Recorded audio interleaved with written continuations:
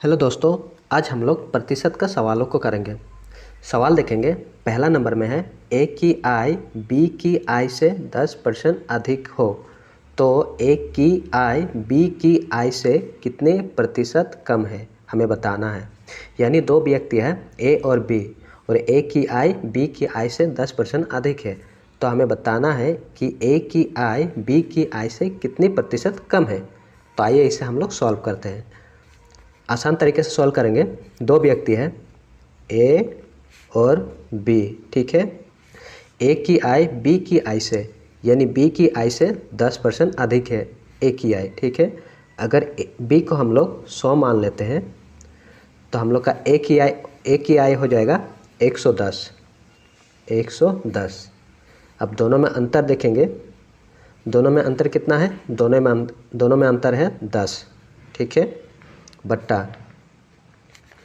अब यहाँ देखिए, ए की आय बी की आय से, यानी बी की आय से कितना प्रतिशत कम है, तो हम लोग ए का जो आय है उसे हम लोग बट्टा में लिखेंगे 110, और प्रतिशत के लिए 100 से गुना कर देंगे। अब इसे सॉल्व कर देंगे। 0 से 0 कट जाएगा, 10 और 10 को गुना करेंगे तो 100 हो जाएगा, ठीक है, और बट्टा 11। अब इसे सॉल्व करेंगे तो हम लोग का आ जाएगा 11 9 99, 1 सही 11, ये हम लोग का उत्तर हो जाएगा।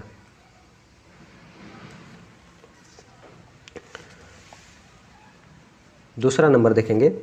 यदि नीता का वेतन पायल के वेतन से 25% अधिक हो तो पायल का वेतन नीता के वेतन से कितने प्रतिशत कम है। दो व्यक्ति है, नीता और पायल। नीता को हम लोग एन से डिनोट करेंगे और पायल पी से, ठीक है। अब यहाँ देखिए, नीता का वेतन पायल के वेतन से, यानी पायल के वेतन से नीता का वेतन 25% अधिक है। अगर पायल को हम लोग 100 मान लेते हैं तो नीता का वेतन हो जाएगा 125। दोनों में अंतर देखेंगे, कितना अंतर है? 25। अब यहाँ क्या बोला है? पायल का वेतन नीता के वेतन से कितने प्रतिशत कम है। पायल का वेतन नीता का वेतन से कितने प्रतिशत कम है, तो नीता का जो वेतन है उसे हम लोग बट्टा में लिखेंगे 125, और प्रतिशत के लिए 100 से गुना कर देंगे। 25 से हम लोग 125 को काटेंगे तो 5 बार, 5 से हम लोग 100 को काटेंगे तो 20 बार, यानी हम लोग का उत्तर हो जाएगा 20%। ये हम लोग का आंसर हो जाएगा।